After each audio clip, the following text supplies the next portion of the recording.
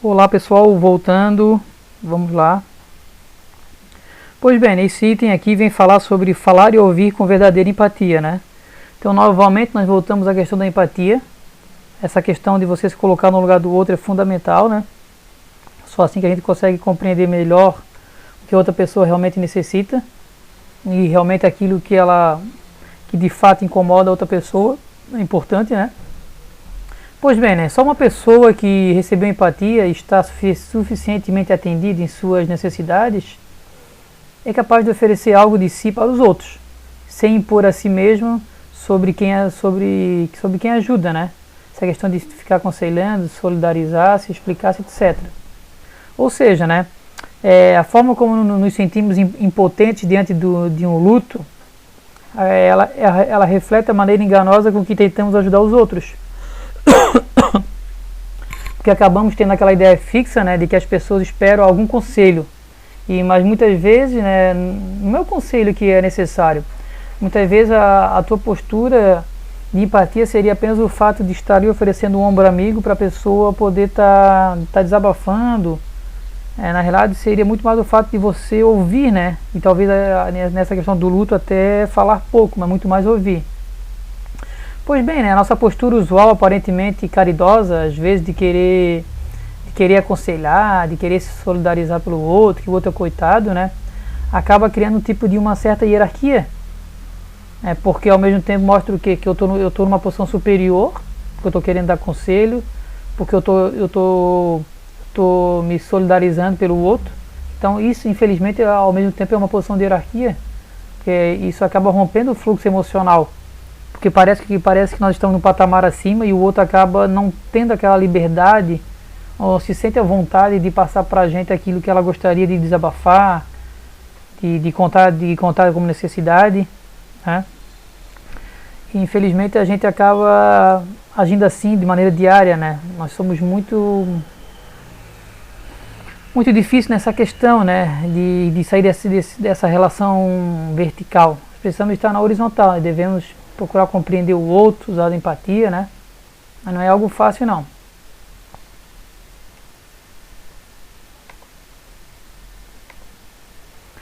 Pois é, né? Para encontrar uma forma de comunicação genuína, é preciso a gente tentar interromper o fluxo de nossos pensamentos habituais, né? E na realidade, muito mais oferecer o quê? Aquela escuta atenta. Ou seja, né? Ouvir os pedidos realmente da pessoa, aquelas necessidades, os anseios que ela tem. Que é uma grande dificuldade nossa, né? Em geral a gente já chega para dar aquele conselho, para fazer aquela opinião, para julgar aquela situação e não para ouvir o outro, né? Olha só essa questão da empatia, né? Muitas vezes a gente acha que empatia é se colocar no lugar do outro e tentar resolver, né? Só que o grande problema é que muitas vezes na empatia a gente já carrega para dentro dela uma postura conservadora no sentido de julgamento, né? No sentido de condenar alguém. Porque se eu fosse você eu teria agido desse jeito. Então assim, acaba muitas vezes eu não ouvindo realmente a necessidade e o pedido do outro. Então vamos lá, né? O maior sinal de que alguém foi ouvido com empatia é quando a irritação de suas palavras acaba diminuindo. E por fim ela acaba parando de falar e se sente mais relaxada, né? Então isso é fundamental no nosso dia a dia. E muitas vezes a gente não sabe utilizar, né, dessa maneira, né, com essa postura. Então nós precisamos estar refletindo o tempo todo, né? Inclusive, né, eu acho que no relacionamento muitas vezes a gente, por causa da correria e da cobrança, muitas vezes a gente não para refletir, né? É preciso escutar mais às vezes e falar menos, tá ok?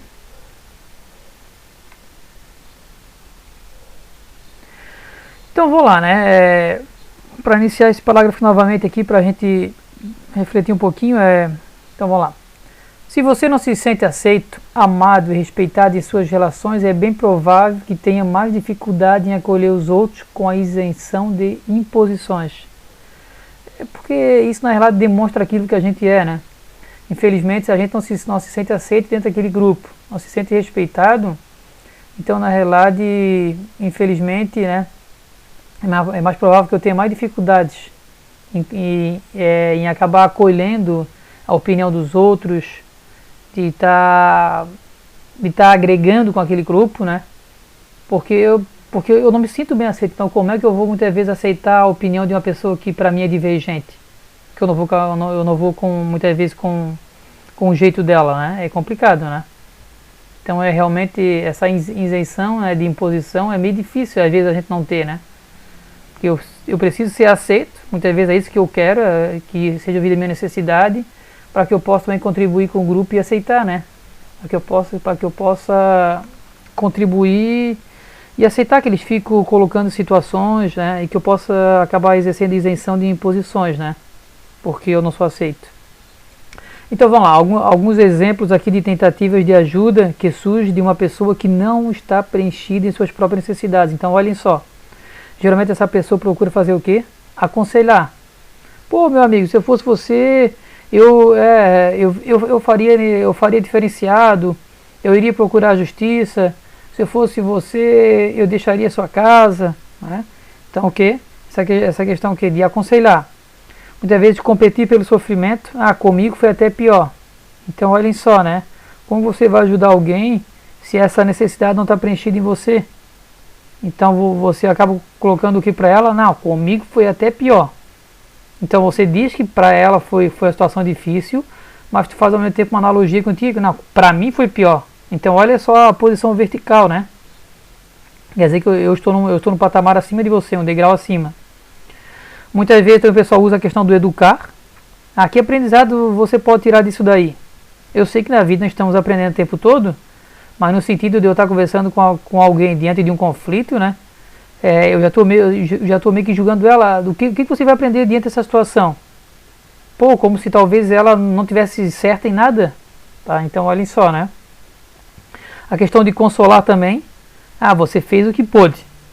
Em vez de procurar compreender ela, não, tá certo, mas pô, você fez aquilo que pôde. Então você acaba meio que ignorando aquilo realmente que ela está passando para você, né? O seu sentimento, sua necessidade, né? Você ignora. Muitas vezes você vai contar uma história também. Isso me lembra uma história que eu ouvi, nós usamos muito essa parte também. Ou encerrar o assunto, fica bem, tá? Infelizmente nesse mundo que nós vivemos hoje aí de tanta correria, é normal também a gente ficar encerrando, cortando alguém. Porque a gente parece que está sempre correndo, nunca tem tempo para fazer todas as coisas. Isso é terrível o nosso tempo, né? Acho que esse mundo que a gente vive aí de tanta informação tem nos prejudicado muito. Tá? Geralmente nós queremos fazer todas as coisas para ontem. E o tempo parece que nunca dá o suficiente. Outra coisa também que as pessoas usam como um exemplo aqui, solidarizar-se. Nossa, que coitado. Pô, aqui é posição também de julgamento, né? Estou colocando ele inferior à minha pessoa. Ou interrogar ele, né? Já pensou se esta pessoa não quis dizer aquilo? Estou interrogando, né? Eu não vejo até a interrogação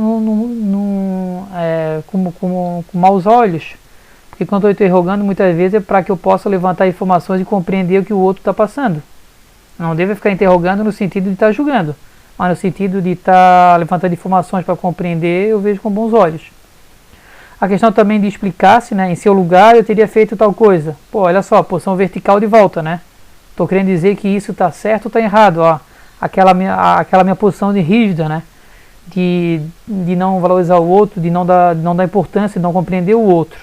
Né? Se eu estou querendo dizer, eu teria feito assim. Pô, estou dizendo que para mim está errado. E por fim aqui também traz a questão do corrigir, né? Você não entendeu o que ocorreu. Está errado também. Então olhem só, né? Se a gente parar para pensar, a maioria desse exemplo aqui citado, né, de tentativa de ajuda, nós usamos diariamente. Todos nós precisamos refletir para que a gente possa melhorar diariamente, né? Porque é algo que não é fácil. Eu particularmente vejo que algo não é fácil, mas a gente precisa realmente refletir um pouquinho mais, né? Para que possa melhorar nosso convívio social, nosso relacionamento diário, principalmente dentro da nossa corporação. Pois bem, vou deixar um videozinho aqui para os senhores, né, que fala do poder da empatia, tá?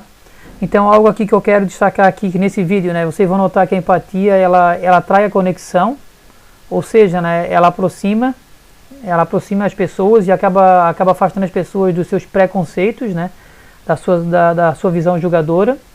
E ao mesmo tempo aqui vai mostrar que a simpatia leva à desconexão, ou seja, né, a simpatia afasta as pessoas. Eu até estou mencionando isso para que os senhores fiquem atentos, né? Que ano passado esse vídeo aqui foi uma questão de prova. porque na prova falava que a simpatia afasta as pessoas. E, por exemplo, a minha turma não assistiu esse vídeo, não passaram pra gente. Daí na prova, realmente a gente foi por aquele conhecimento senso comum, né? Pô, simpatia afasta as pessoas. O vídeo aqui ele vem mostrar que afasta, né? Que a empatia, que é se colocar no lugar do outro, aproxima. E a simpatia, na realidade, é algo superficial, então por isso que ela afasta, né? Que é algo que, vamos dizer assim, socialmente parece que tu se preocupa com o outro, mas de fato tu não se preocupa com o outro. A simpatia é uma falsa mão amiga, né? Vamos dizer assim. Enquanto que a empatia realmente é não ter preocupação de mostrar para as pessoas, e sim realmente de fato aproximar, ajudar quem necessita, tá? Então peço aos senhores aí que assistam esse videozinho. Nós vamos fazer mais um break aí, tá? E na sequência a gente já volta para a continuidade da nossa matéria.